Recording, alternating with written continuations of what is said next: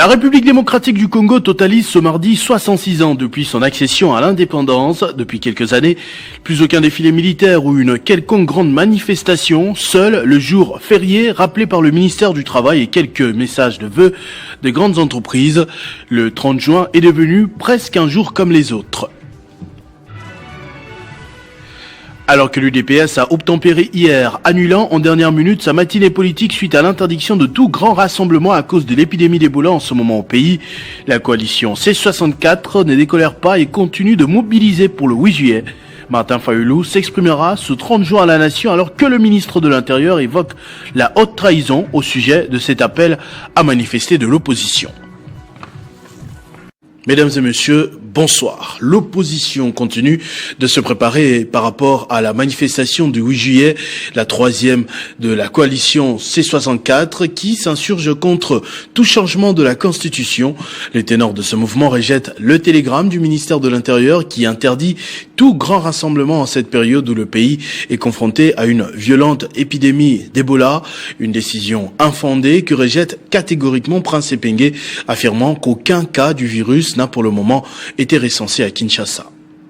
La décision prise par le VPM de l'Intérieur, M. Chabani, interdisant toutes les manifestations publiques à Kinshasa au motif d'Ebola est une décision unique, est une décision politiquement motivée. Une décision qui viole la Constitution et toutes les lois du pays à la matière. Et par conséquent, nous la rejetons avec fracas au niveau de la DD Congo, de la MOUCA et de la coalition d'opposition C64. Nous signalons que depuis qu'Ebola est de retour au Congo, aucun cas d'Ebola n'a été signalé à Kinshasa jusque-là. Et que le gouvernement lui-même a pris des mesures qui font que toute personne en provenance des zones affectées soit mise en quarantaine. Donc, il n'y a pas de crainte par rapport au rassemblement public. Par ailleurs, à Kinshasa, au moment où nous parlons, c'est 29 juin. Toutes les églises fonctionnent et sont bondées de fidèles. Dans les fan zones où nous regardons les matchs de Léopard, il y a des millions de Congolais qui boivent, qui dansent et qui fêtent les victoires de Léopard. Des nouvelles des léopards justement aux États-Unis, plus précisément pour cette édition du chef de la délégation, à savoir le ministre des Sports et Loisirs Didier Boudimbu, pendant qu'il célébrait au Mercedes-Benz Stadium d'Atlanta la qualification historique des léopards en 16e des finales, une première de l'histoire en tout cas de notre pays. Quelques rigolos sur les réseaux sociaux ont commencé à balancer une campagne de désinformation affirmant qu'il aurait été interpellé en France. Dans cet extrait choisi par Arlette Boutella, il dément catégoriquement ce mensonge éhonté. C'est archi faux. Déjà, quand vous regardez les images, actuellement en France, il fait très chaud. Donc, il y a des températures insupportables. Mais quand vous regardez ces images, vous allez voir que les gens sont en manteau. Ils ont des écharpes. Donc, l'image a été tournée pendant l'hiver et non pendant l'été ici. Ça, c'est de 1 et de 2. Le match qu'on a eu à jouer avant-hier a commencé à 19h30 et on a pris fin autour de 22h moins. Donc, 22h moins en Europe, il était entre 3 et 4 heures du matin. Maintenant, par quel mécanisme j'allais quitter Atlanta pour arriver à Château-Rouge à 3 heures du matin, faire ouvrir les magasins à Château-Rouge à 3 heures du matin, parce que nous savons tous qu'à 3 heures du matin, tout est fermé à Château-Rouge. Et aussi, à part ça, déjà, par quel mécanisme je vais faire de sorte que l'été ne soit plus été et que l'été se transforme en hiver? En fait, ils sont les ennemis de la République. Ils ont tellement mal le fait que nos léopards se conduisent tellement bien. Et ils ont même peur pour mercredi. Ils sont en train de prier pour qu'on échoue mercredi. Mais ils verront qu'on va pas échouer. Donc, c'est comme ça qu'ils veulent distraire le peuple congolais. Par exemple, le peuple congolais, que ce soit à Goma, Bukavu, tous se sont mis comme un seul homme derrière le chef de l'État et derrière dans le léopard Et les Domolamis ne sont pas contents. Maintenant, qu'est-ce qu'ils veulent faire pour essayer de fragiliser? Ils attaquent le ministre qui conduit la délégation. Mais bon, ça ne nous atteint pas. On est là. On est à Atlanta. On sera encore mercredi au stade. Les images seront là. Je veux tenir une réunion avec nos compatriotes parce qu'il y a plus de 1200 billets que le chef d'État a donné pour qu'on mette à la disposition de la communauté.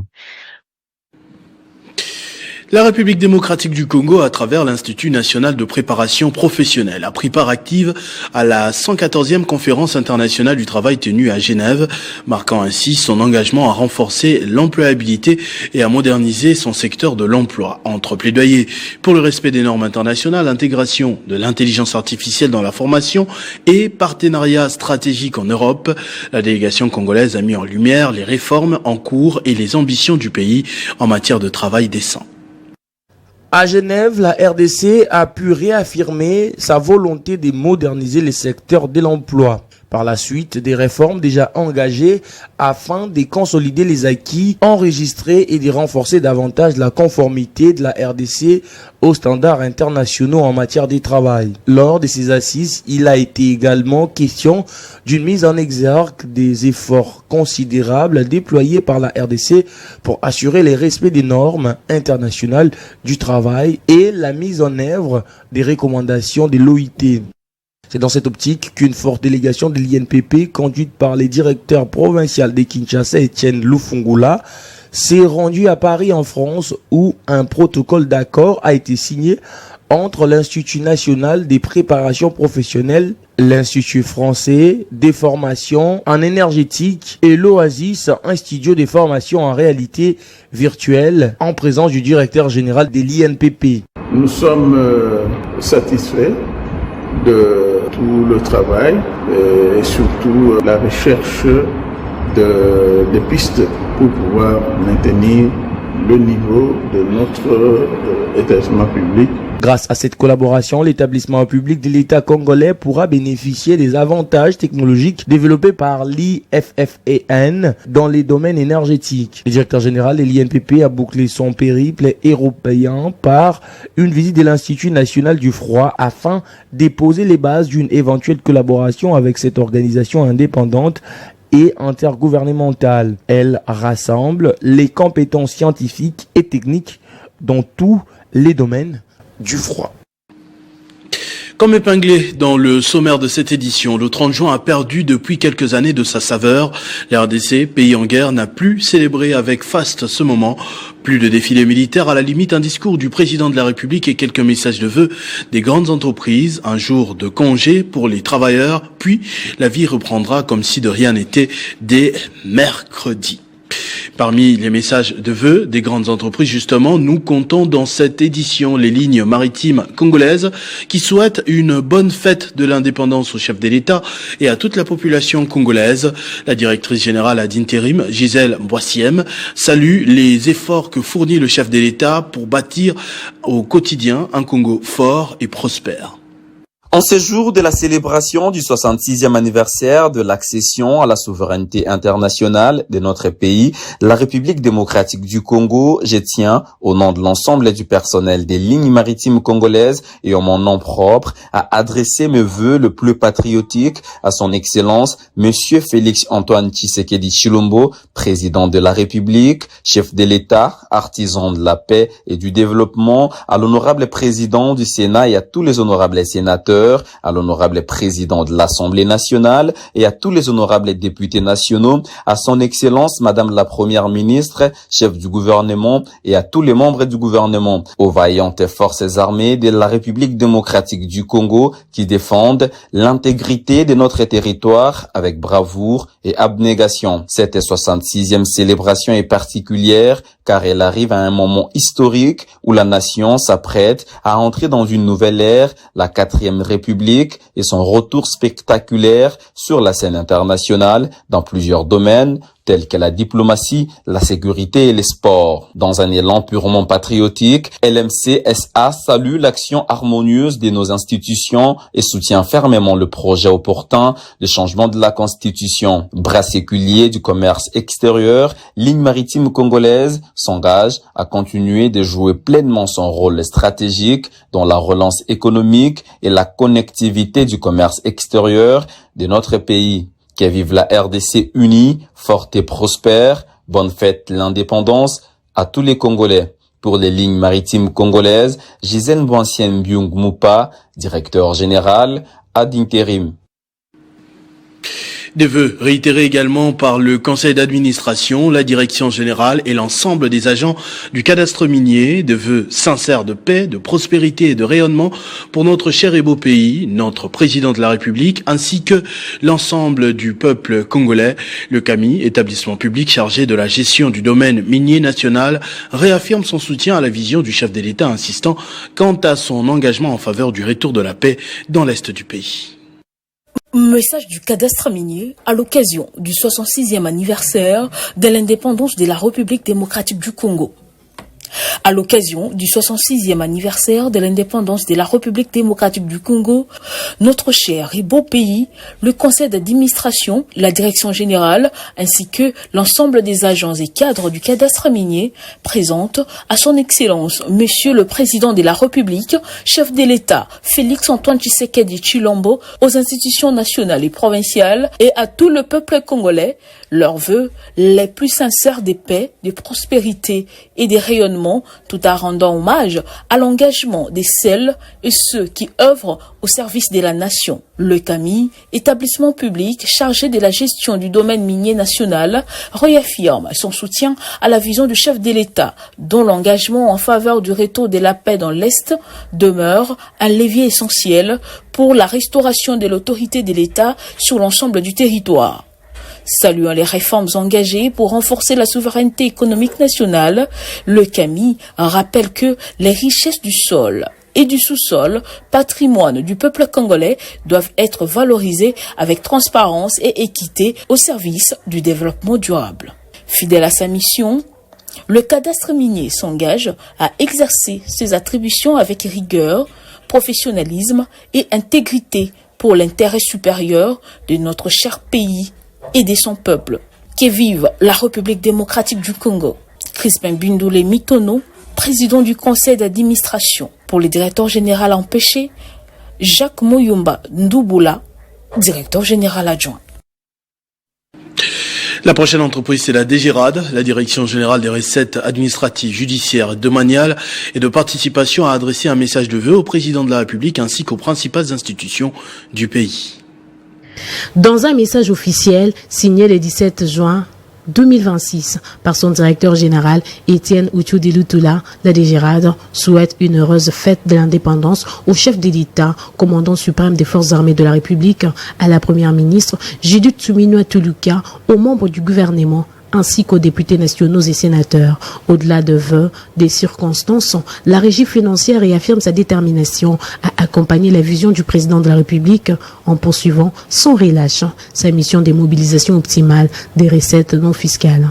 La DGRAD souligne que l'accroissement des recettes publiques constitue un levier essentiel pour soutenir les politiques de développement, mais également pour contribuer à la pacification du pays et à la préservation de l'intégrité du territoire national. À travers cette déclaration, l'établissement public, placé sous la tutelle du ministère des Finances, réitère son engagement à renforcer la gouvernance des finances publiques et à jouer pleinement son rôle dans les efforts de redressement économique engagés par les autorités congolaises.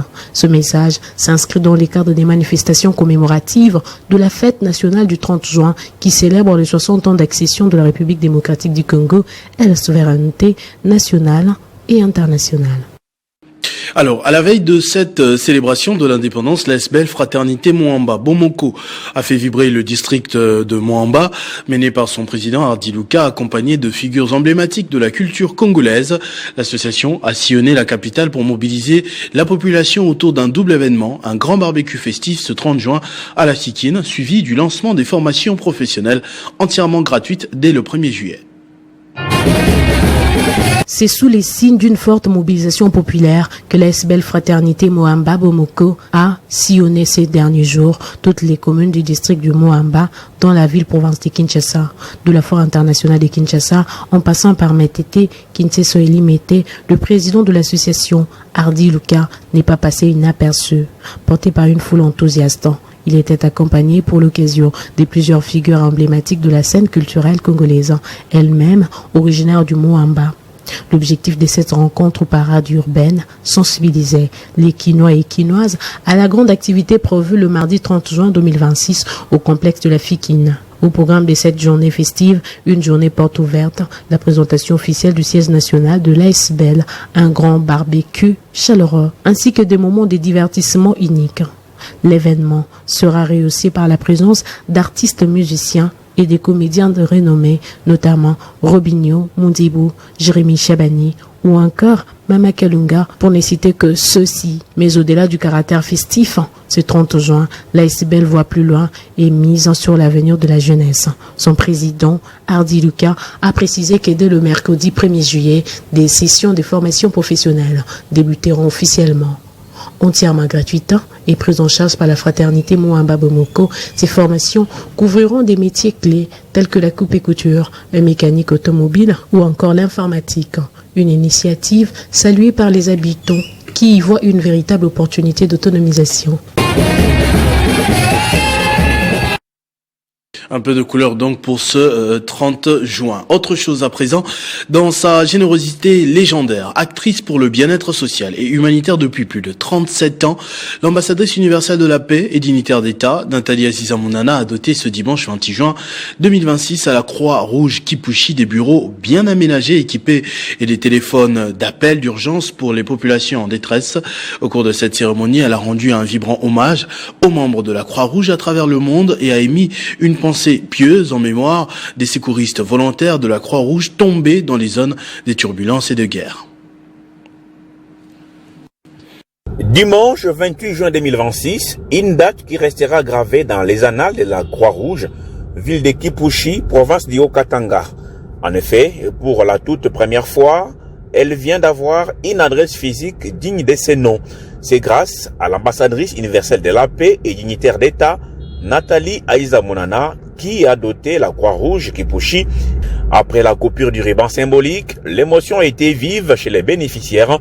Ici, les responsables numéro 1, le président territorial de la Croix-Rouge Kipushi, Maurice Chimwang Mokoj, reconnaissant et élogieux envers celle qui a accepté volontiers de valoriser à sa juste valeur la plus grande organisation humanitaire mondiale.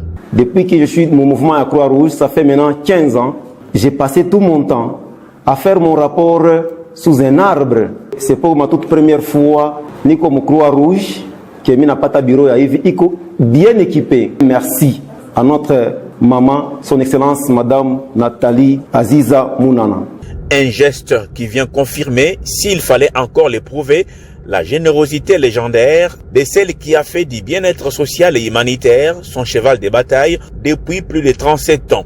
Des bureaux bien aménagés et équipés avec un téléphone pour les appels urgents. C'est aussi une manière pour l'ambassadrice universelle de la paix et dignitaire d'État Nathalie Aziza Mounana de rendre un hommage vibrant et mérité à tous les membres de la Croix-Rouge à travers le monde, particulièrement ceux de la RDC et de sa partie Est, pour leur dévouement et leur sens de sacrifice.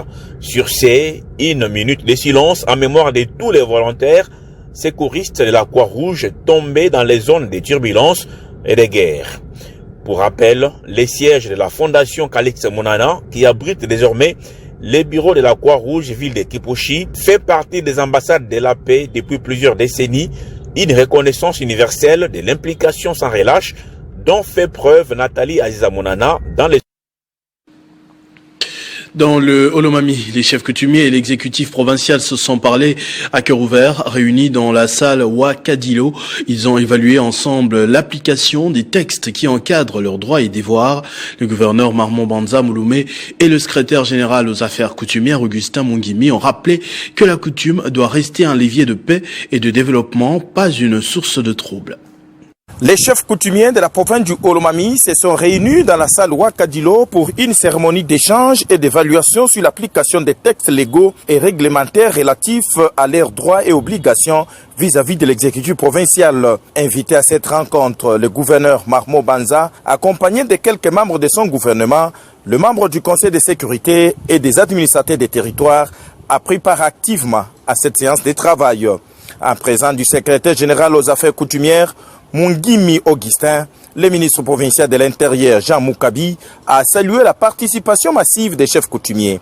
Il les a invités à suivre avec attention les matières du jour destinées à renforcer la coutume sous toutes ses formes. Dans son mot d'ouverture, le chef de l'exécutif provincial Marmo Banza a rappelé que la coutume est une force, un véritable levier de développement pour une entité. Dans son exposé, le secrétaire général aux affaires coutumières a précisé les prérogatives, les pouvoirs, les droits reconnus aux chefs coutumiers. Il a souligné que les chefs coutumiers représentent le gouverneur dans son entité et a pour mission de gérer la population afin de maintenir la quiétude. Un chef coutumier n'est pas un auteur de troubles, a-t-il martelé. Une séance de questions-réponses a enrichi les échanges. Le secrétaire général aux affaires coutumières a apporté des réponses satisfaisantes aux préoccupations soulevées par les participants. Après cette étape est venue la remise des brevets de participation, un signe de reconnaissance pour les organisateurs. C'est le gouverneur Marmo Banza qui a clôturé la cérémonie.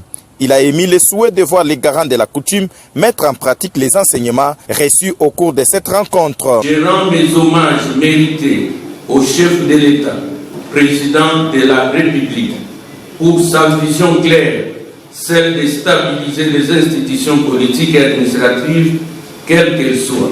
Pour ma part, j'implore à tous nos actes, à toutes les autorités coutumières, de mettre au profit cette formation.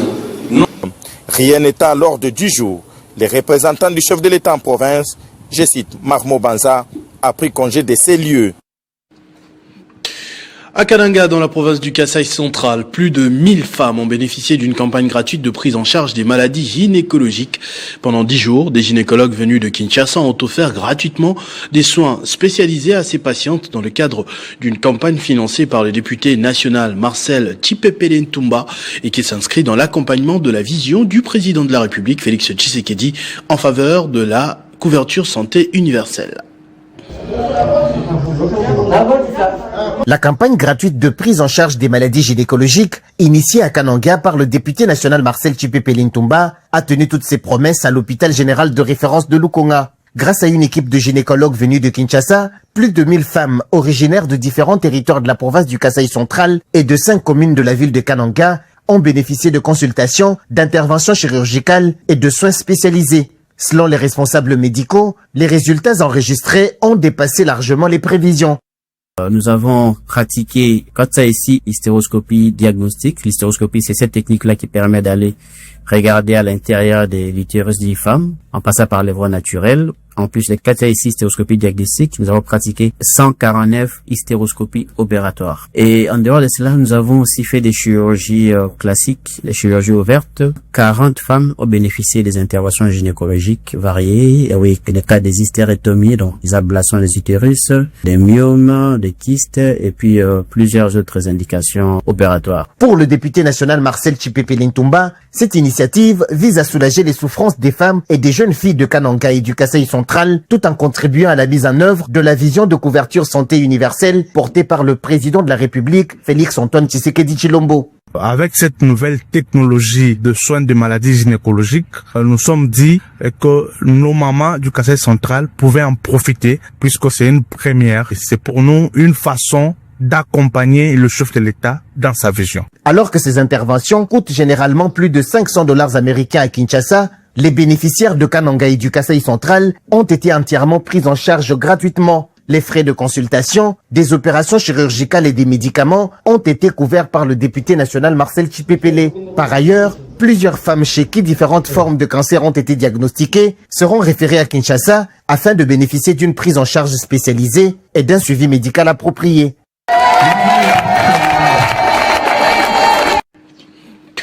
Sous la conduite de son président national, Michel Omba, le parti politique alternatif pour le Congo, AC-RDC, a tenu tout au long du week-end 2 importantes activités consacrées au renforcement de son organisation interne et à l'analyse de la situation politique nationale. Les dirigeants du parti se sont notamment prononcés en faveur d'une révision de la Constitution, estimant que plusieurs de ces dispositions, notamment celles relatives à la nationalité, ne répondent plus aux réalités actuelles du pays. Le parti politique Alternative pour les Congo a mis à profit le week-end pour organiser 2 activités majeures témoignant de sa volonté de consolider ses structures et de participer activement au débat politique national. La première activité a été consacrée à la redynamisation et à la restructuration du parti. À cette occasion, les responsables ont procédé à l'installation d'un nouveau comité appelé à insuffler une nouvelle dynamique au sein de la formation politique et à renforcer son implantation sur les terrains. On a établi et investi de nouveaux animateurs de notre parti politique Alternative pour le Congo. La seconde rencontre a porté sur l'examen des principales questions d'actualité. Au cœur des échanges figuraient des débats sur la révision constitutionnelle de la République démocratique du Congo. Conformément à l'actualité, expliquer à la population le bien fondé de notre oui au changement de la Constitution. Dans notre parti, nous avons un credo, le pouvoir vient de Dieu. Tant que Dieu ne l'a pas enlevé, il est dans le pouvoir de Dieu, le pouvoir n'appartient pas à un homme. Et donc, puisque c'est Dieu qui l'a mis là-bas, toutes les idées, parce que la Bible dit que c'est Dieu qui inspire le projet dans le cœur du roi. Ce que Dieu lui a mis à cœur, c'est que c'est la volonté de Dieu que nous devons soutenir. Et nous, en tant qu'un parti de serviteurs de Dieu, nous devrions venir expliquer à la population le bien fondé du changement de la Constitution. À l'issue des discussions, les membres d'Alternative pour les Congo se sont déclarés favorables à une réforme de la loi fondamentale. Selon eux, plusieurs dispositions de la Constitution actuelle méritent d'être revues afin de répondre aux défis contemporains. Ils ont notamment évoqué la question de la nationalité qu'ils considèrent comme l'un des points nécessitant une clarification dans le cadre d'une éventuelle révision constitutionnelle. Ce journal est terminé, je vous en rappelle tout de suite les principaux titres. La République démocratique du Congo totalise ce mardi 66 ans depuis son accession à l'indépendance. Depuis quelques années, plus aucun défilé militaire ou une quelconque grande manifestation. Seul le jour férié rappelé par le ministère du Travail et quelques messages de vœux de grandes entreprises. Le 30 juin est devenu presque un jour comme les autres. Alors que l'UDPS a obtempéré hier, annulant en dernière minute sa matinée politique suite à l'interdiction de tout grand rassemblement à cause de l'épidémie d'Ebola en ce moment au pays, la coalition C64 ne décolère pas et continue de mobiliser pour le 8 juillet. Martin Fayulu s'exprimera sous 30 jours à la nation alors que le ministre de l'Intérieur évoque la haute trahison au sujet de cet appel à manifester de l'opposition. À tous et à toutes, merci de votre attention soutenue. Restez fidèles au programme de votre chaîne Télé 50. Vivez heureux, vivez 100 ans, mesdames et messieurs.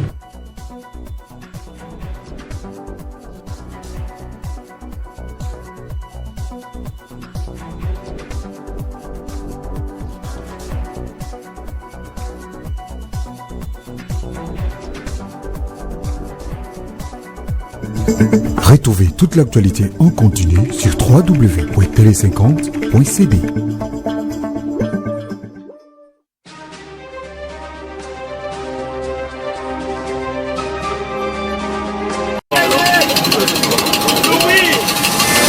Il était exactement 10 heures lorsque l'avion transportant le ministre des Mines, son Excellence Louis Ouattouka Kabamba, a atterri à l'aéroport de Mbujimayi, chef-lieu de la province du Kasaï oriental.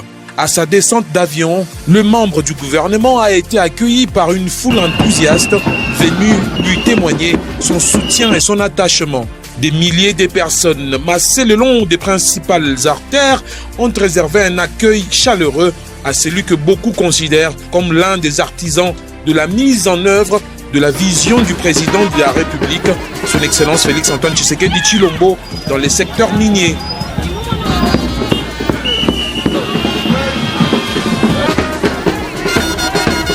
Après avoir présenté ses civilités au gouverneur de province, Louis Ouattouka Kabamba a pris la direction de Miabi, accompagné d'une importante délégation composée notamment d'honorables députés, du secrétaire général aux mines et des responsables des structures sous tutelle. À Miabi, le ministre des Mines a procédé au lancement officiel des activités de prospection géologique du projet Mika, mine de cuivre du Kasaï, né du partenariat entre l'AMIBA, LBK Construction SARL et China Railway Resources Universal, CRRU en sigle. Ce projet vise à révéler le potentiel cuprifère du Grand Kasaï et à en faire un levier de développement économique et social. Dans son intervention, Louis Watumka Bamba a rappelé que cette campagne de recherche géologique s'inscrit dans la vision du président de la République et sous la coordination de la première ministre, son Excellence Judith Soumina Toulouka, visant ainsi à mieux connaître le sous-sol congolais et à valoriser intelligemment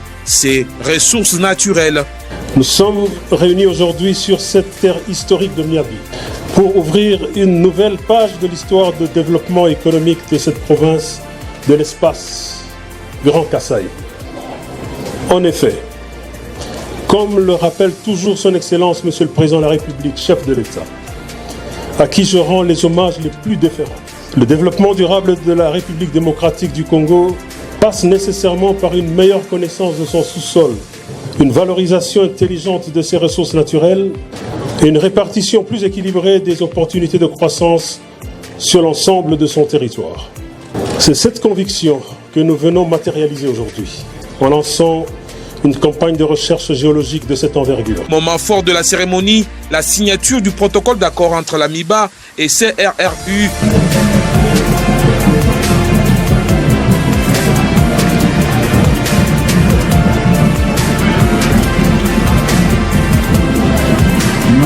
Message à Monsieur le Président de la République à l'occasion des 66 ans de l'accession de la République démocratique du Congo à l'indépendance. Excellence, à l'occasion des 66 ans de l'accession de notre pays, la République démocratique du Congo, à l'indépendance, le chargé des missions auprès de la Direction générale de recettes de Kinshasa, DGRK, souhaite, au nom de l'ensemble du personnel et en son nom propre, une bonne fête de l'indépendance à son Excellence, Monsieur le Président de la République, Père de la nation congolaise et premier fiscaliste Félix Tshisekedi Tshilombo, ainsi qu'à l'ensemble du peuple congolais. Que cette journée ravive notre flamme patriotique et que ces 66 ans ouvrent résolument la République démocratique du Congo à une véritable paix et à un avenir encore radieux.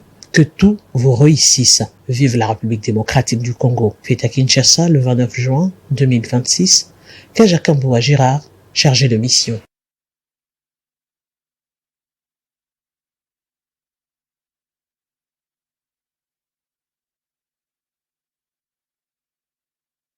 Du conseil d'administration.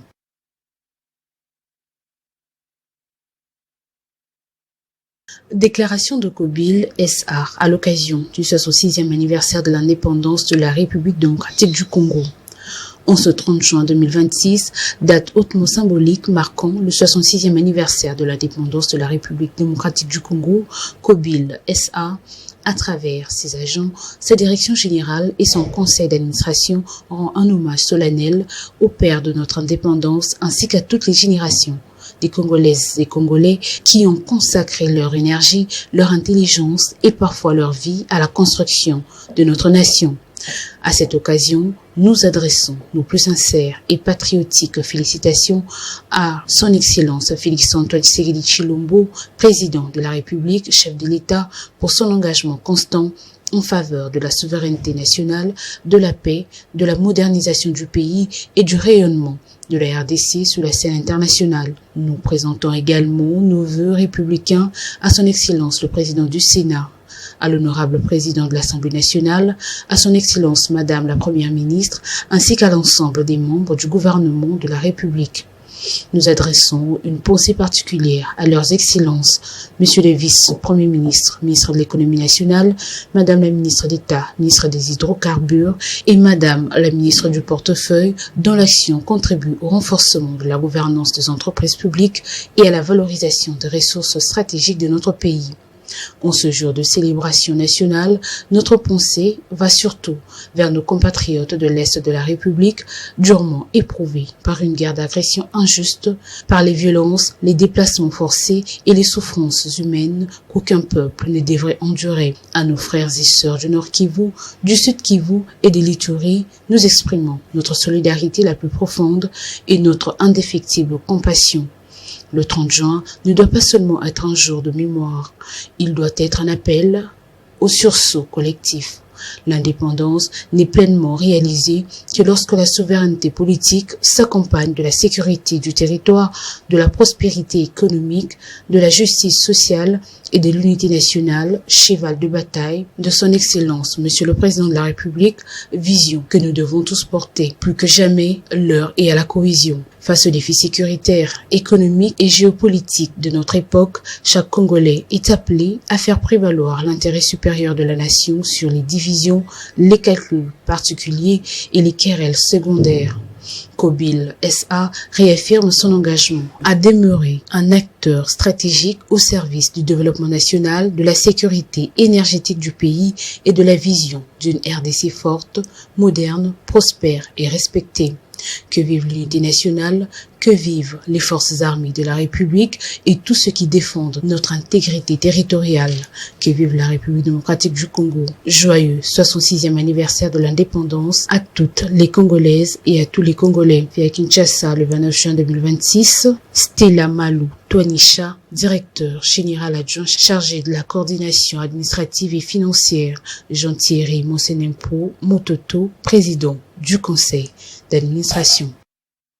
À l'occasion de la célébration du 66e anniversaire de l'accession de la République démocratique du Congo à la souveraineté nationale et internationale, le conseil d'administration de la SONAL SA, Madame l'administrateur directeur général, les comités de direction ainsi que l'ensemble du personnel de la SONAL SA ont l'insigne honneur de présenter à votre excellence leurs vœux les plus respectueux de santé, de paix, de sagesse et de succès dans l'accomplissement de la très haute mission que le peuple congolais vous a confiée. Cette commémoration intervient dans un contexte où notre nation demeure confrontée à d'importants défis sécuritaires. Face aux menaces qui pèsent sur l'intégrité de notre territoire, la SONAL SA réaffirme son attachement indéfectible aux valeurs de souveraineté nationale, d'unité, de cohésion et de solidarité qui fondent notre République. Nous saluons le leadership dont fait preuve votre Excellence ainsi que les efforts conjugués du gouvernement de la République, des deux chambres du Parlement, de nos forces de défense et de sécurité en faveur du rétablissement de la paix, de la préservation de l'intégrité territoriale et de la protection des non-populations. La paix constitue les socles indispensables de tout développement durable. Elle demeure la condition essentielle de la reconstruction nationale, du progrès économique, social ainsi que de l'amélioration des conditions de vie de nos concitoyens. La SONAL SA renouvelle son engagement à accompagner les actions de l'État dans la promotion du développement national conformément à ses missions d'intérêt public.